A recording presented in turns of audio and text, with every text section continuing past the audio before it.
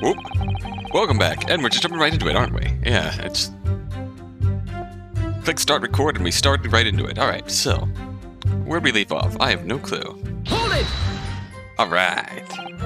Yes, I think it was sometime after 10, wasn't it? Oh, yes, sir. That's right, sir, yes. Ever so cold it was, sir. Freezing, in fact.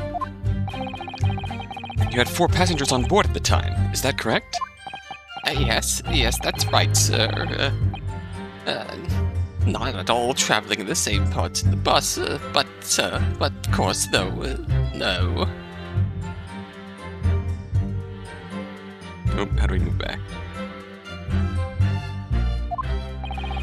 And there were no other passengers when the incident took place. No one alighted, for example. You're quite right with that, sir. No other passengers like that. None. So nobody fled the scene of the crime, then? I have to say, the boss insists on it running, he does. Every evening. The last bus of the day. I do wonder sometimes if it's altogether worthwhile. Yes, sorry to say. What do you mean by that? Well, what with it being so cold and everything, and only making 20 pence on the run, you see. Yes, I spent that much at the pub on the way home, just trying to warm up again. Poor Beppo. I looked when the man accused of killing him were sat next to each other inside the bus. Hold it! And you saw them through the skylight in the roof of the carriage. That's right. When you sit up on the top deck, the window's right there at your feet.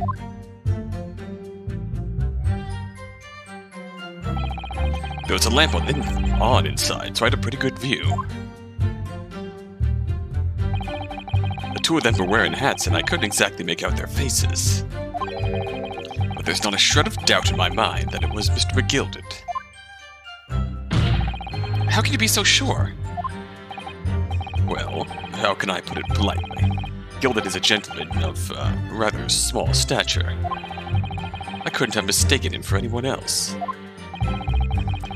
Let's not forget that when the vehicle came to a halt, the only people inside the closed cabin were the deceased Mr. Mason and Mr. McGilded. There is no room for doubt here. Ah, I really wish there was.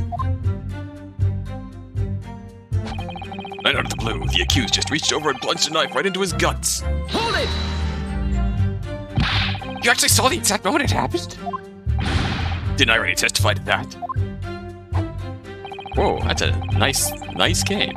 Or our fair dinkum hard-working city bankers not trustworthy enough these days. No, I didn't mean that. It's just no good. Billy got his back up. Perhaps you could just tell us what you saw in a little more detail, if that's... My lord! Juror number 3, what's the meaning of this? My mind is made up, my lord. Completely and utterly made up. Made up about what? I don't like the stinking rich. Never have. They're always up to something or other that they shouldn't be. Every one of them. Hashtag eat the rich? Ain't that little leprechaun of a man is no exception. Well, he can't fool me. Bam. Yeah. There's no point wasting time listening to any more of this. That's my opinion on the matter anyway. That's precisely what I was about to say. I'm an even bigger Pentagon. As the foreman of the jury, it's my duty to set a good example to my fellow jurors.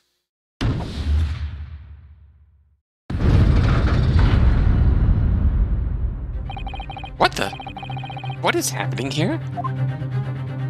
Susanoo, help! Let me see. Ah, yes.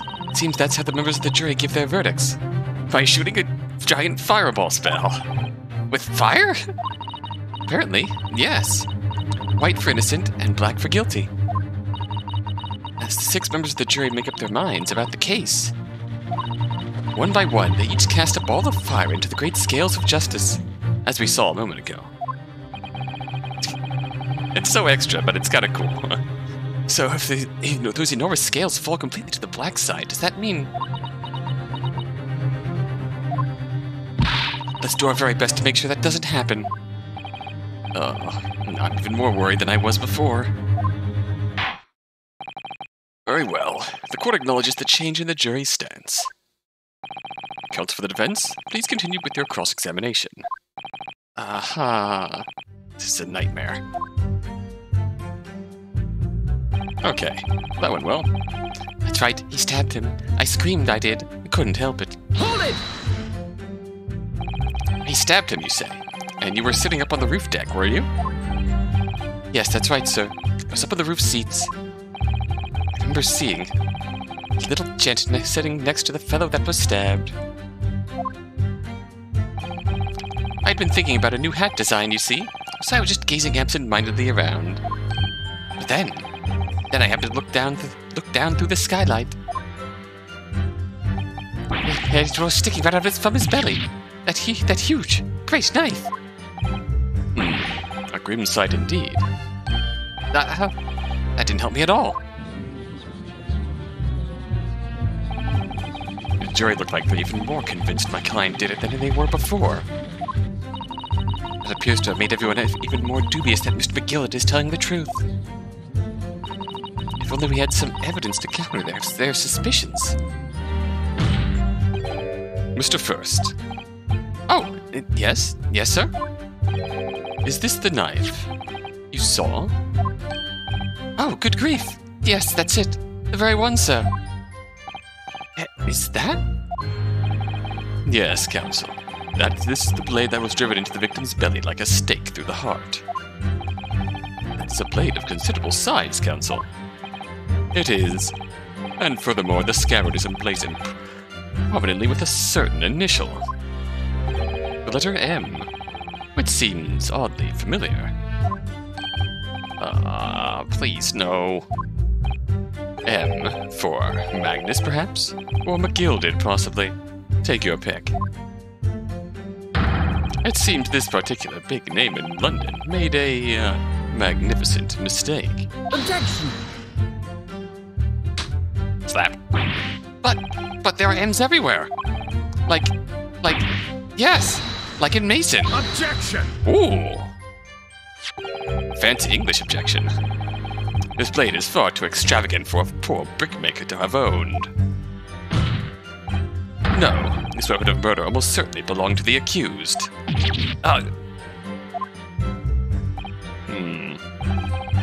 Not conclusive, but certainly compelling, counsel. Murder weapon. Entered into the court record.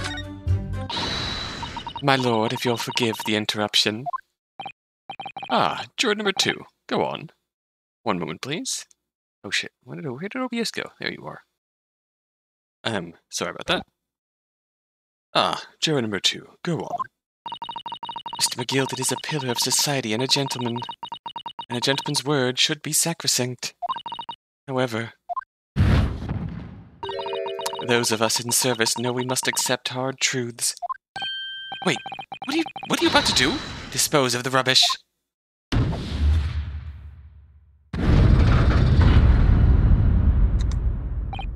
No! I don't wish to cause offense, but I do like to eradicate all traces of filth and grime.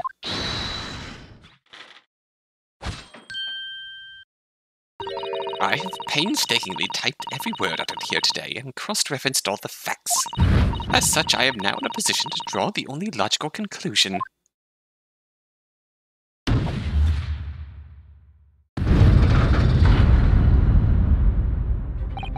Not again. That's 4 out of 6 jury members who proposed a guilty verdict. There are only 2 left. We've had it. Every time I press these witnesses for more information, I just make the situation worse. Nevertheless, we need more than anything at the moment is more information. We're still very much in the dark. I suppose I'll just have to keep pressing the witnesses, knowing that more sparks may well fly. We mustn't give up hope that we'll uncover something that will give us a way to fight back. But... alright, I'll keep trying. Can't give up. I just need to keep calm and listen to the witness's statements again.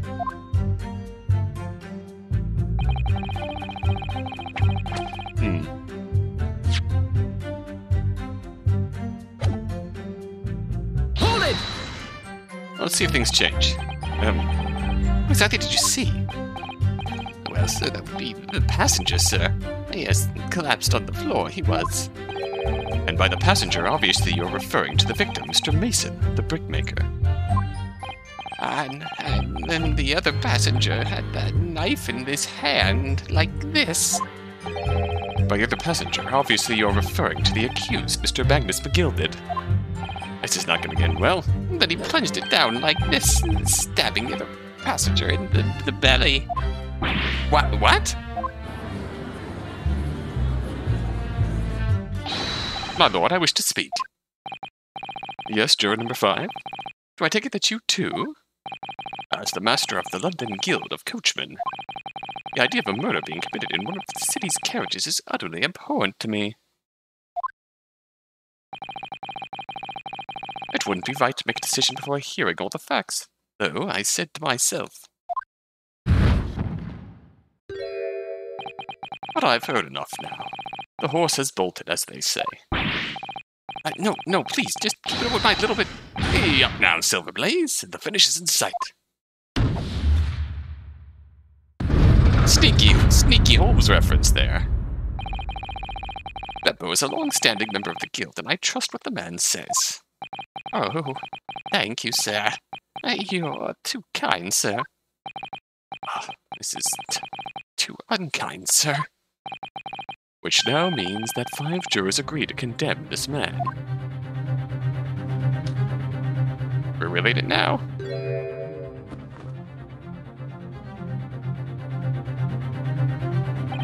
Madam Juror number 6. Yes, dear. What can I do for you? You have heard the testimonies of the witnesses in this stand. Oh, yes, I certainly have. Still got my hearing, you know. Then pray tell, why are you yet to pronounce your leaning? Well, dear, the thing is, I'm a creature of habit, me. I always go to the park at around this time of day and sit on a nice bench and get on with my knitting. There's a lovely little park just near where I live. McGilded Park, it's called. Ah. The gentleman donated to the city, you know. He put a smile on Londoners' faces, he said. I can't imagine such a fine young gentleman would have it in him to take another man's life. He's always doing wonderful things for the city. That's right. A man like that wouldn't stab someone, surely. Well, then we go to the Guild and Public Library later and borrow some books. Jonathan, you're 34. You gotta move out now. How many Londoners live with their heads in the clouds? Do you people not know? What kind of a man Magnus McGilded really is? Ooh. What kind of a man is he? I literally just met him 10 minutes ago. The philanthropist, Magnus McGilded, has enough wealth to purchase the entire city he claims to value so highly. Where did all that wealth come from? Your client is a Shylock, sir, and one with the very darkest of souls.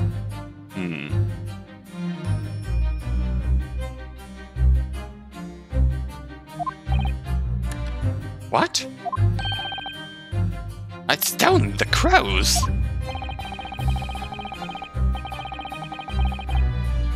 Yep, I thought they were making that reference.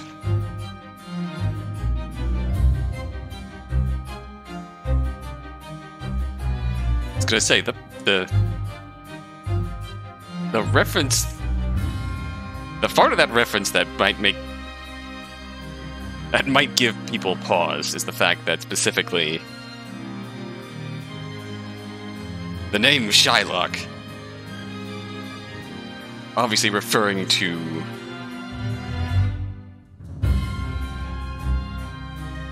a moneylender, and with a very unfair moneylender. But the part of it that could have unfortunate implications is that obviously the character of Shylock, the Merchant of Venice, was a Jewish moneylender.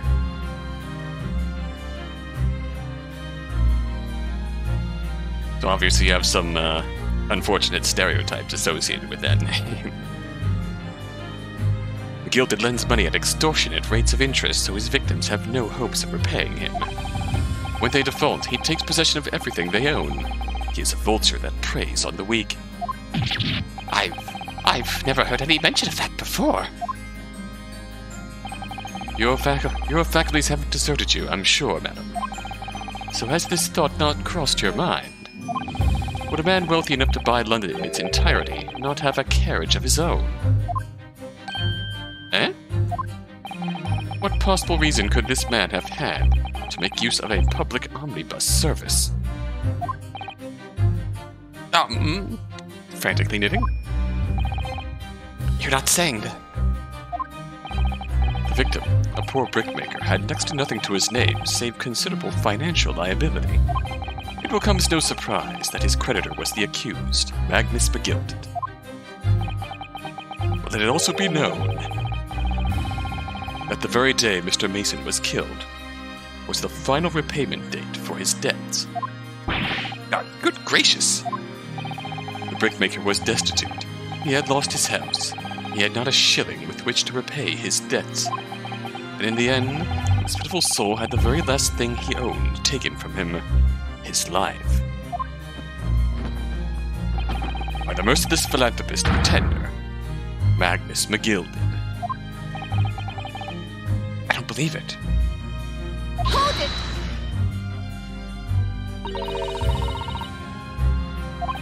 I made heads. Zara. Oh shit, I turned on autoplay. Claimed that the victim had been lent money by Mr. Begilded. But where's the evidence to support your claim?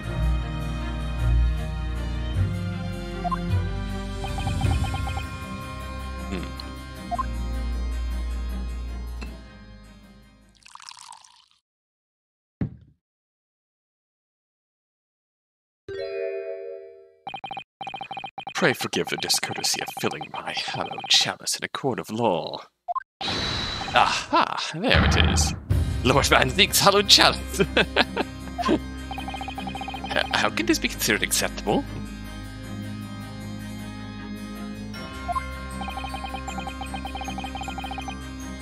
But I find myself in unexpectedly good humor.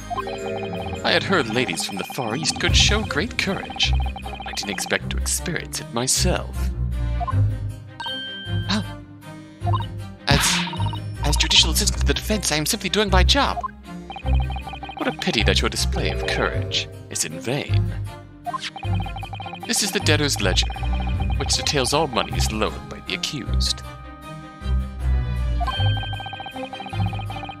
You will find the victim's name clearly recorded inside.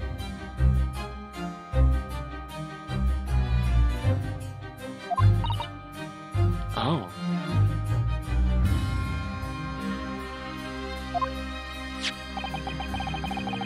Allow me to present this ledger as evidence.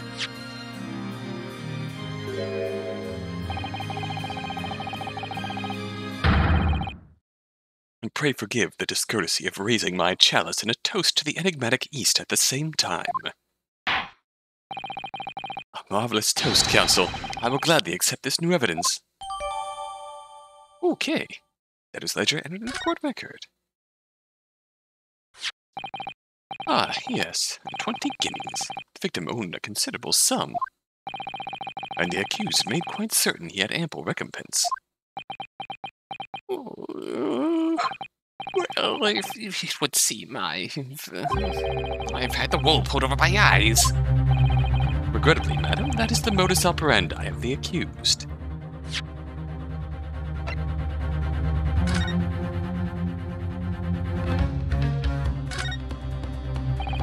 This portfolio must contain all sorts of secrets of London's gentry. Oh dear, do you really think we ought to look inside? Well, it's not as though we know any of London's gentry personally, is it? Apart from our great detective friend, perhaps.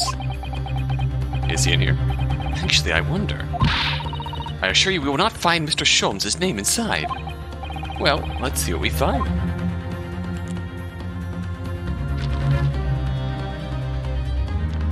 Oh boy. Alright.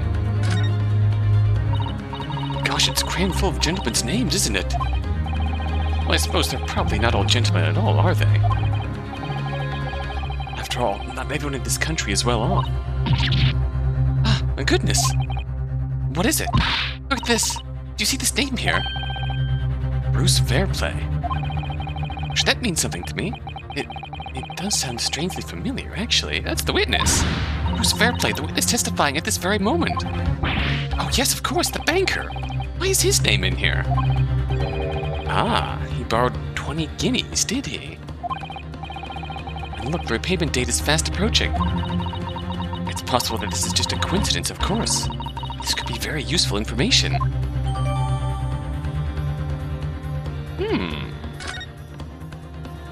That was fruitful. Unexpectedly so. That part is the sheath, isn't it? Are you alright, Mr. Naruhodo? Oh, sorry. Yes, I just don't really like blades. Oh. Those don't seem like the words of a man with a large katana slung from his waist. That's not a blade, that's Kazuma's soul. Anyway, there's no sense in delaying it. Let's see what the blade looks like. Gamer keys? Gamer keys, yeah, been a while since gamer keys. Looks a lot like blood. It surely is blood. Victims. An Englishman's blood looks a lot like a Japanese man's blood. Yeah, it's like we're... Did you think it wouldn't? Sorry, it's just that we've only just arrived here in Great Britain. I'm finding it a little hard to adjust. Yes, I do understand. M. An ornate letter N. Undeniably Mr. Magnus McGilded's initial. And it's beautifully gilded, too. Must be very valuable, I should think. Ah! What is it? Look at this M. Turned it upside down, it becomes a W. This could change everything. A W? Yes, this is one of those, you know, turnabout cases. I'm sure of it. I'm afraid I don't know at all. What I am sure of is that this is an M. Oh. Well, that idea was quickly quashed. Mean?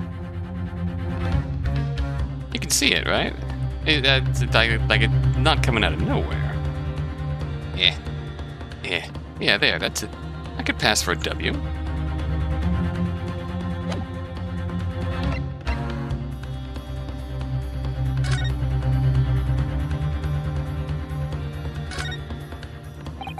This is definitely blood, isn't it? Not the most pleasant sight to be confronted with on our first day in London. Well, nothing will come of grumbling now. No. By the way, is Mr. McGilded right-handed? Yes, I believe so. He was toying with a coin in his right hand a little earlier. Ah, pity. If only he'd been left-handed. I think blood on either glove would be fairly incriminating, really. Yeah. You're not wrong.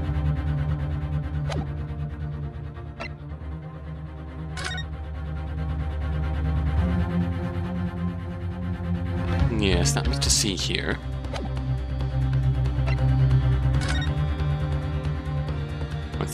Once in the admin with a knife while journeying in an omnibus.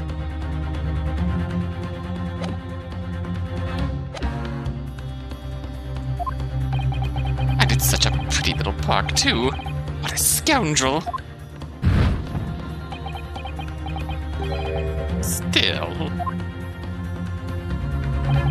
maybe it's all for the best. Oh, wait a minute. Let's think about this a little more before... I don't stand for nonsense.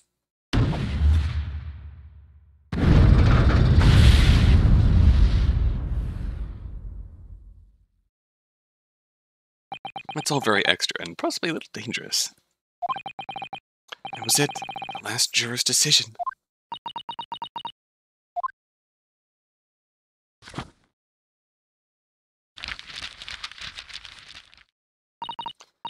According to this encyclopedia of British law, all members of the jury have concluded that the defendant is guilty. Court proceedings are suspended, and the presiding judge will deliver the final verdict and sentence. That's what it says here. The final verdict. It's over then. Oh! There's a footnote, though. A footnote? However, the defense... All 6 members of the jury are now in agreement in this case. Oh, that's it. Game over. End of the case.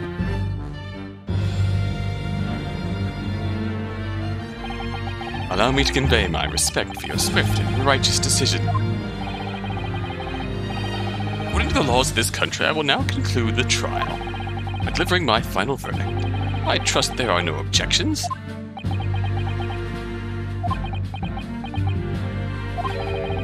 Mr. Zato, just tell me one thing. Oh? Yes? You were in the middle of saying something before. A footnote in your Encyclopedia of British Law. However, the defense... What did it say next? Oh, yes, of course. One moment. All members of the jury have concluded that the defendant is guilty. Proceedings are suspended. The presiding judge will deliver the final verdict and sentence. And the footnote says, however, the defense... has the right to demand a summation examination of the jurors at this point. A summation? Examination? Objection! A summation examination? From which century has that tome you have there been resurrected? Judging from the binding, I would say that book is at least 50 years old. Any modern text on British law wouldn't even give such an antiquated procedure a mention. It's a relic, long forgotten, and certainly no longer practiced. So you're out of luck. Oh.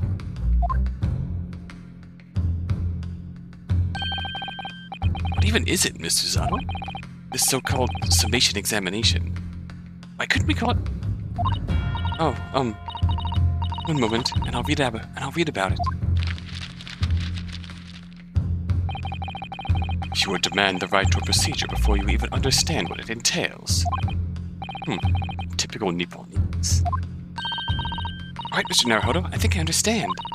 It seems that under this procedure, we would be able to appeal to the members of the jury. To do what, exactly? Appeal to them to change their leading and reverse their decisions. It says here that, if successful, the proceedings of the trial must be resumed.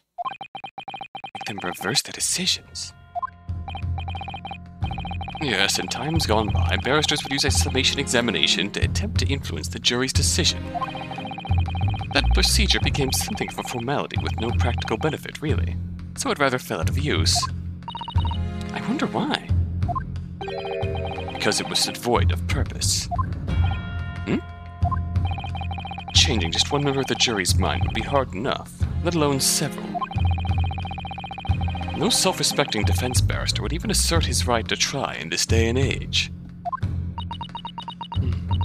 Still, I don't see any mention of the procedure actually being formally revoked. What are you suggesting? I'm suggesting that although it may be antiquated and largely forgotten, it isn't yet extinct. What do you think, Mr. Naruhodo?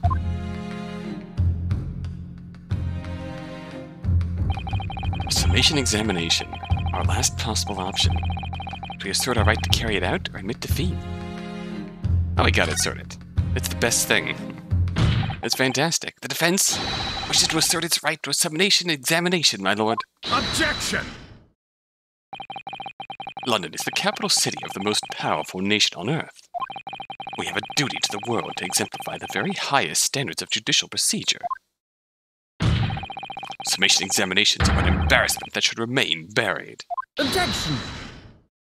But if it's all right, it's all right. I believe it could prove vital in this trial. The defense's petition is perfectly valid. The court will proceed with the summation examination. This is madness. Foreman, are you and the remainder of the jury ready?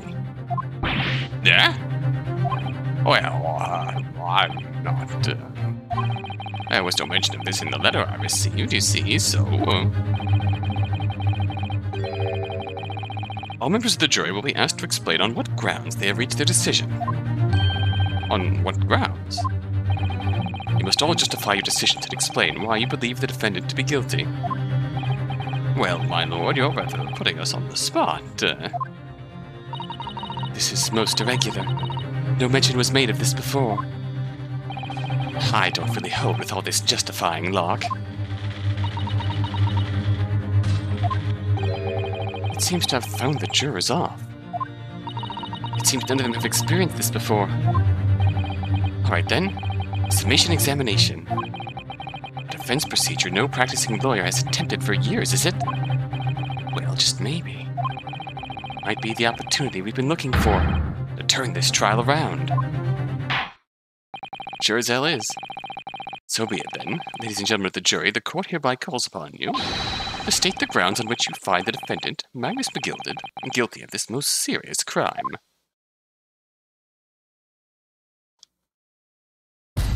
Judicial findings. Okay, I'm down with that as a name. But, like, the original, it was just closing argument. And that was much simpler, I think, the jurors' contentions. There was no one else inside the carriage at the time, so it has to have been him. Also, welcome to the best testimony theme of the game. I trust the driver. He has an excellent memory, it seems. 4 passengers with fares totaling 20 pence. He stuck the chap next to him just like this. Brazen, I must say. Absolutely brazen. That's right, okay. I have simply typed and collated all the statements made thus far, and have drawn the logical conclusion. Who can trust the guild? Fair fares is our motto. We haven't raised prices above 4 pence for years. Ooh. The scoundrel stabbing the poor man on the floor. It beggars belief. I'm starting to wish I hadn't pushed for this now. Some of the jurors don't seem to have wonderfully formed arguments, though, do they? Well, let's see what we can do. Need to get these 6 people to change their minds. To throw everything I can at them, and use some very persuasive language. Just a moment, Mr. Naruhodo. According to my book, it's not quite how it works. Oh? I thought I was going to have to thaw their icy minds with some heartwarming rhetoric about the defendant. Unfortunately, once the jurors have decided the defendant is guilty, they're unlikely to heed anything the defense says. But then, my rhetoric. They reach their conclusion by their own reasoning, you see, and your pleas will sound like excuses. In fact, they could recoil on you. The more you try to persuade them, the more entrenched they may become. And what on earth am I supposed to do? Oh dear, I'm just citing what I read about British law, Mr. Naruhodo. Right, I'm sorry. Do you have an idea how to make this work, then? Well, from what I can understand, the key to this procedure is using the jurors' own words to make your arguments. What do you mean? Well, the 6 members of the jury are randomly selected members of the public. They may appear to present a united front, but the truth is, they are complete strangers who just happen to find themselves here in the courtroom together. And that's the way to break them down, you mean? Yes, exactly.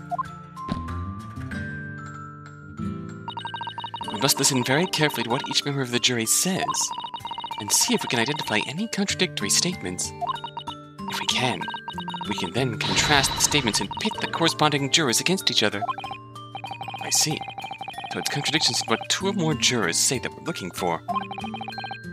In a way, then, this is similar to a regular cross-examination. Oh, yes, I suppose you're right. Except our evidence is the other statements.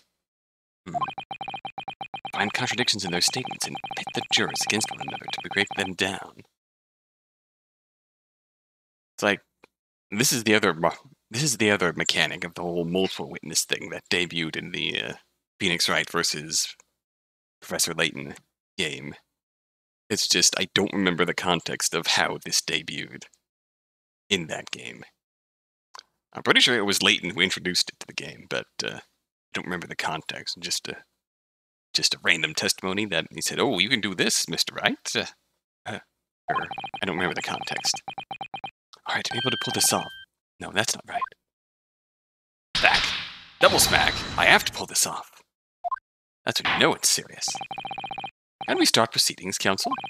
I would ask you to take the stand for this. I'm expecting a clear and concise rebuttal. Yes, my lord. Oh yeah. Jury examination. See, I like that jury examination. That's simple. Defense is rebuttal. We can pit, we can press. Hold it! Certainly, the testimonies we've heard suggest the victim and Mr. McGillicuddy were alone inside the carriage. I like the perspective change. Precisely my point. But, could there be some other explanation? Something we haven't considered yet? Such as? Yeah. Well, perhaps that's something we could, all work out together now. Now, listen here. Maybe you don't know how things work around here because you're from foreign climes. We're here to form our opinions as individuals, and I have. Oh dear. He doesn't appear to be in the mood to consider an alternative point of view, does he? Now I'm going to have to pit the jurors against one another. Like Suzato-san said. Finding contradictions in these 6 people's assertions is the only way I'm going to succeed. 4 passengers with fares totaling 20 pence. Hold it! But does his ability to recall his takings that night really tell us how trustworthy the man is? I imagine all his lordship's cash affairs. Or I manage all his lordship's cash affairs, so I'm very particular when it comes to accounts. I see. A single penny can mean the difference between life and death after all, can't it? That's a saying in your country? My point is, a man who minds his figures is a man you can trust. Those of us in service would swear to that, sir. Does that bench really need any more polishing? So if the good driver says that he saw Mr. McGillicuddy in the act, I don't doubt him. The only task left to do today is disposing of the rubbish. Now wait a minute. One of the other jurors mentioned something about money, I think. Yes. Now would be a very good time to listen carefully to the jurors' statements again, Mr. Naruhodo. Notice the inconsistency in what the 2 different jurors are saying. I should expose it by pitting them against each other. Yes, let's see if I can do just that. So 4 passengers, 20 pence. Now, if we skip over here for a second. Oops. Back. You, Mr. Driver's Guild, I haven't raised prices above 4 pence for years, but 4 pence... Oh shit, let me do that. I was trying to go backwards. So you need to find 2 jurors with contradictory statements and pit them against each other. It is so much easier said than done. Is that perhaps what you were just thinking? How did you know? Well, I took the liberty of doing some research in case you happen to find yourself in just such a situation. No, I know. I have to rely on advice right from the start. How will I get on later? No, I need to work this out for myself. Suzato is narrating our thoughts. Is that perhaps what you were just thinking? What did you know? That sort of attitude is most admirable, Mr. Naruhodo. I know what I have to do. Listen to those assertions one more time.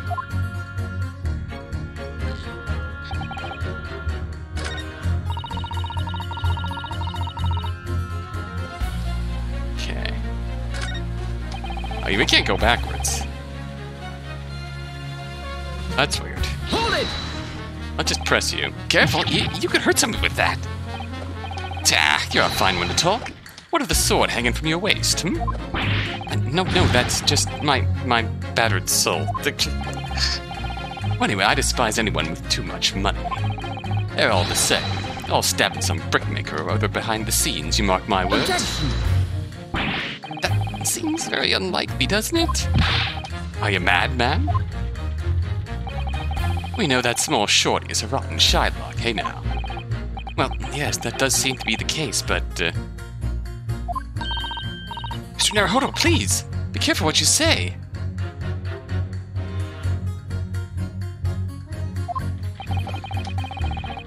If he's been trying to squeeze money out of us, less fortunate, and as far as I'm concerned, he's as guilty as sin. The man can hang. Come to think of it, didn't one of the other jurors have something to say about the defendant's underhand activities? If you thought of something, Mr. Naruhodo, don't let it go. Test your theory. Okay, so we get two things we can pit against each other.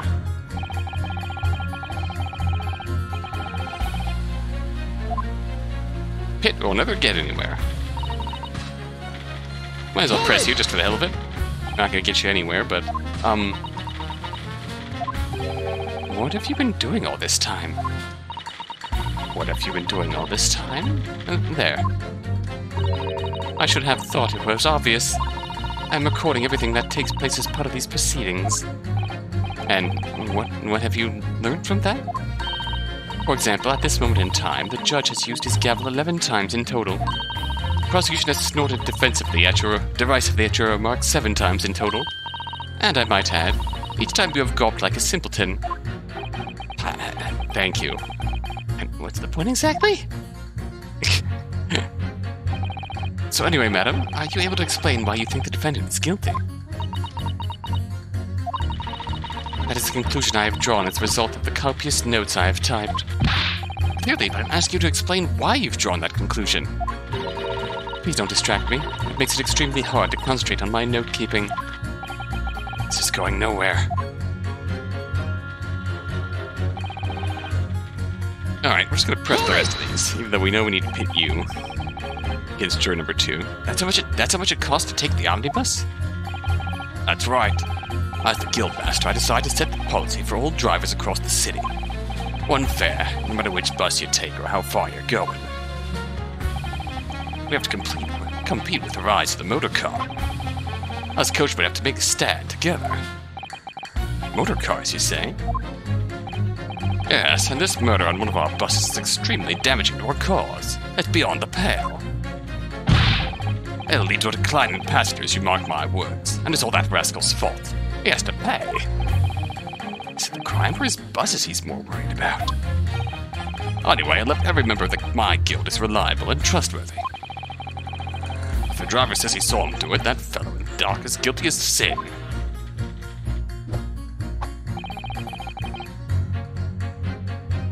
Hold it!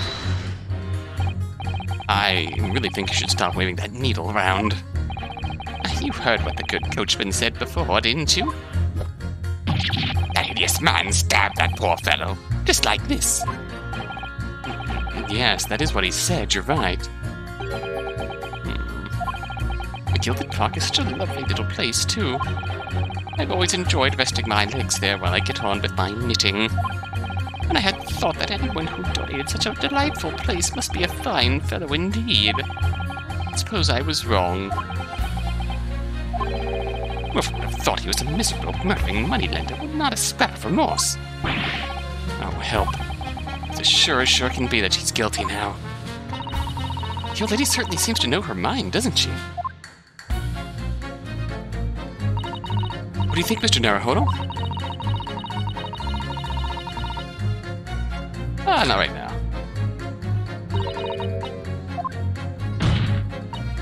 I think we need to see this. We know what we need to do.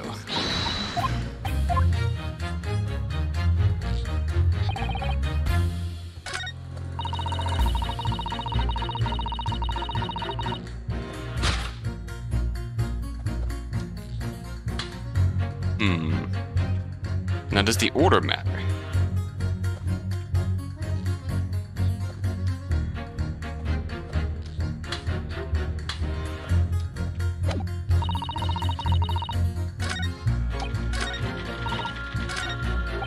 In case, I feel like we have to question his trust in the guild.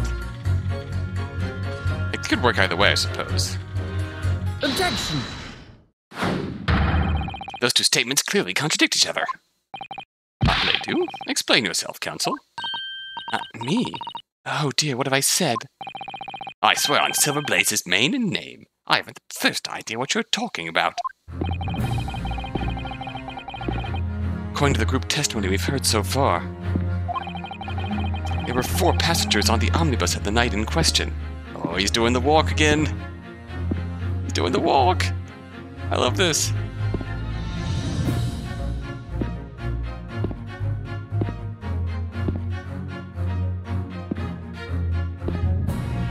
I'm just gonna let him walk for a minute. And according to the coachman, Mr. Beppo, he took 20 pence in fares.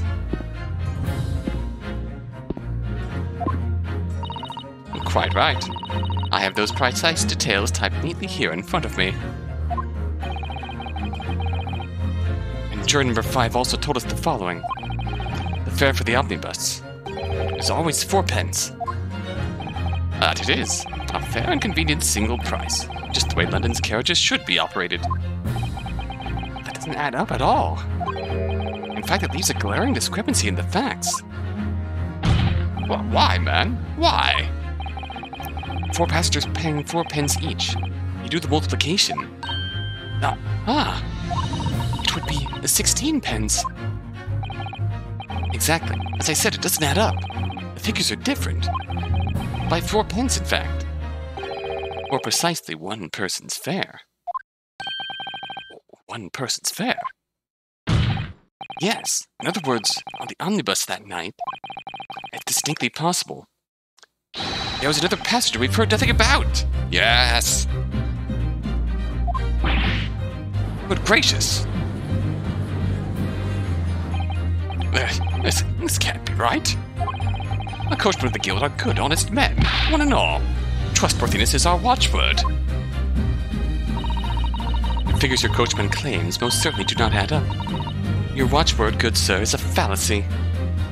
I beg your pardon? Mr. Guildmaster, I think you ought to consider that if this trial were to end now, the news will surely spread all over London. The news that one of your coachmen tried to hide the fact that he lets nefarious characters ride his omnibus. No.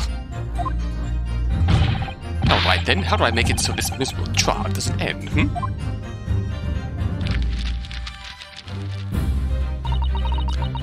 Well, according to my book here, you simply launch a ball of fire onto the innocent side of the set of scales. Now hold your horses there, coachman. We were all in agreement. Why do you have to go in? Wait till I get my hands on you, Beppo. Oh no. Poor Beppo. Not sure if you did anything wrong, but something still is amiss there. Oh, this is all very irritating. Begging your pardon, sir. I'm going to do the same. Wow. The numbers don't lie. They spell disaster for you with sacrifice. For the love of Mike. Not you as well. Mike? Who's Mike? A penny can be the difference between a smile and a tear, after all. I certainly can't put my trust in someone who doesn't follow my exacting standards in financial matters. Oh, really? I, for one, think it's only proper that we hear from the witnesses again. Oh, well done, Mr. Naruhodo. You did it! We can manage to change 2 more jurors' minds. We can force the trial to continue. 2 more. Actually, there is something else that's bothering me about a couple of their assertions. And that's where you must strike next. You need to pit 2 more jurors against each other and show there's another contradiction in their assertions. Exactly. You can do it. You read my mind again, Susanoo. Well, the scales of justice have shifted, but they still weigh heavily on the side of guilt. Counsel, you have the floor again. Continue with your summation examination.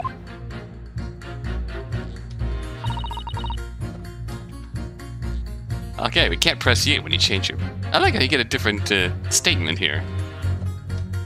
When you change someone to innocent. I like that. Ugh, Beppo. This trial has to continue so I can get to the bottom of this corruption. Not guilty, I say. Alright, let's pit you against Mr. Ripper here. Objection! Oh! That face. I love it. Those 2 statements are completely contradictory. What? Explain, counsel. Post haste. Oh, dearie me. I was only knitting a jumper for my other half. What is all this claptrap? What does contradictory even mean, I ask you? Doing the walk. We've heard from more than one witness. They allegedly saw the actual moment when the defendant stabbed the victim. I love the walk. Now, out of curiosity, juror number 3. What?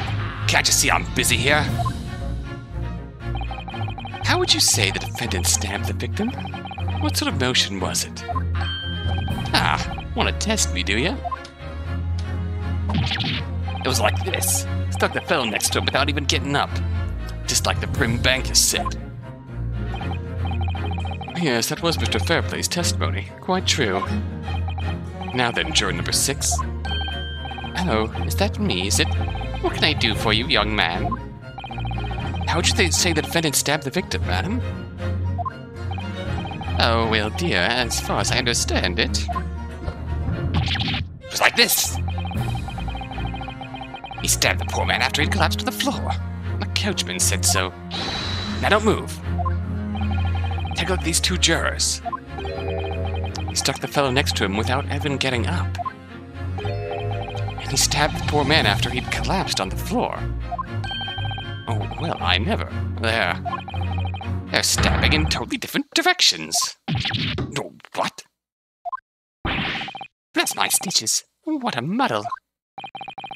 What this tells us is that there's a strong possibility one of the witnesses isn't telling the truth.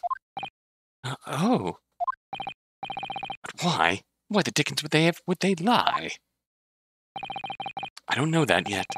What I do know is that if the trial ends at this point, we may never find out. We may never know the real truth. Ladies and gentlemen of the jury, can you really let that happen in all good conscience? Lies, you say? Oh, dearie me. I can't abide people telling lies.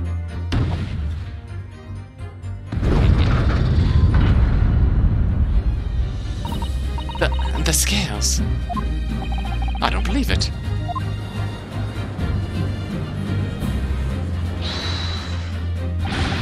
Wait!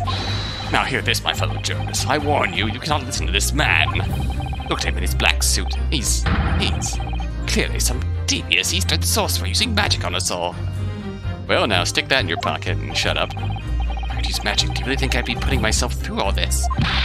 Answer me this, dark jinx. Me? What exactly is the problem? What of it if 2 witnesses have slightly different recollections of events? What of it? Let's say the Shylock did stab the victim as he was sat next to him on the omnibus. This young dandy saw him do it. And now let's say the victim collapsed on the floor, and the Shylock stabbed him again. And this old lady saw him do it. Well, what's to say it didn't happen like that, Who are you calling a dandy, sir? Why, I should take this knife to you. Go for it. Who are you calling old? Why, I should take this needle to you. Go for it. Oh, they're ready to kill each other now. But could the foreman of the jury be right? No.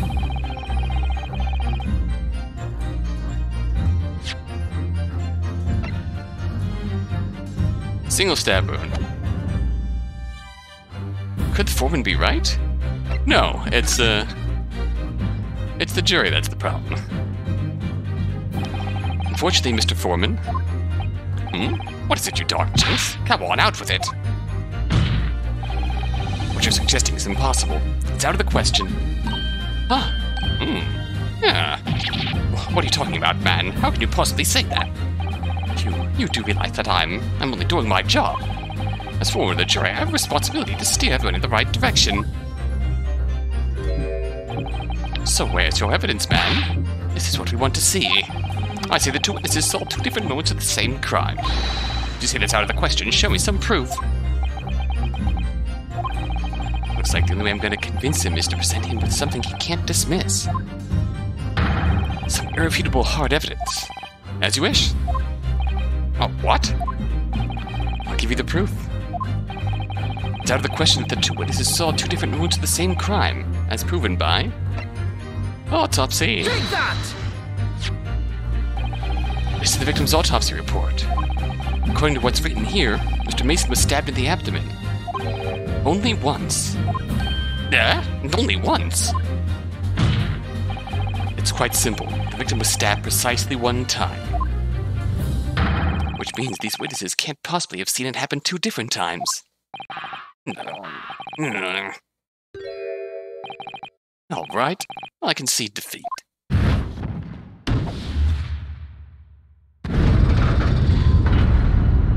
Yeah. Wait, that means 4 jurors are now leaning towards not guilty. We've done it, Mr. Naruhodo.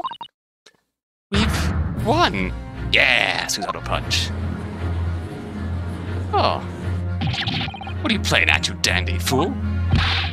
Shut your trap, sir. No one deceives me. But we had a consensus. I said shut your trap. I know a lie when I see one. If the chap ever dares to cross the threshold of my shop, I'll take this razor-sharp blade and shave every last hair off his head. Okay, Knife Man. Please tell me he's a barber.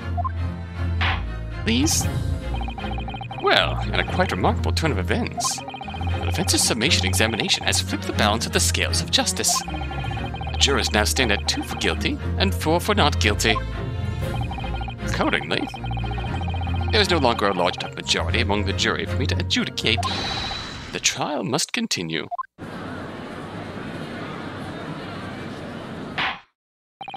I hereby ask the defense, prosecution, and witnesses to return to their places. And I call upon all of you to continue to pursue the truth. Yeah.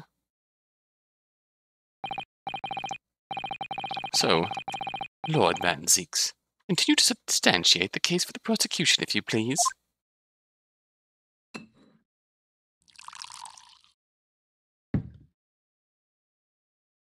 Oh. Chalice.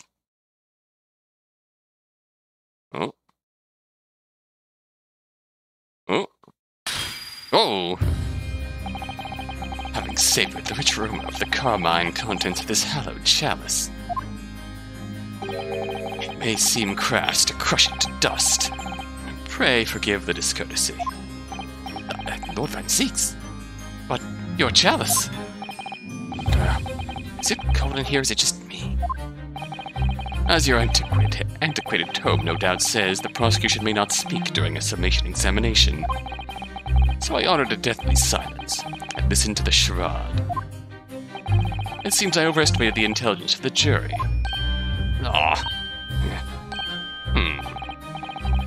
Well, no matter. There is nothing so hard to prove as a self-evident truth, it would seem. No, and why else would we grace the courtroom with our presence after all? So, let us proceed to the next round of battle. Whoa! Bring forth the witnesses once more.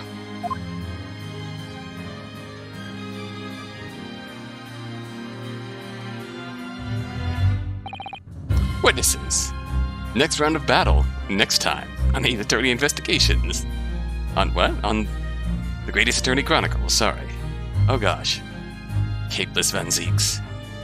Chaliceless Van Zeeks. Sexy Van Zeeks.